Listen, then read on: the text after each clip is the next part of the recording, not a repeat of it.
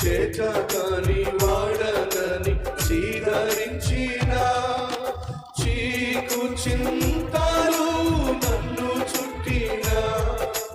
చెలివే చితికి నన్ను చేర్చిన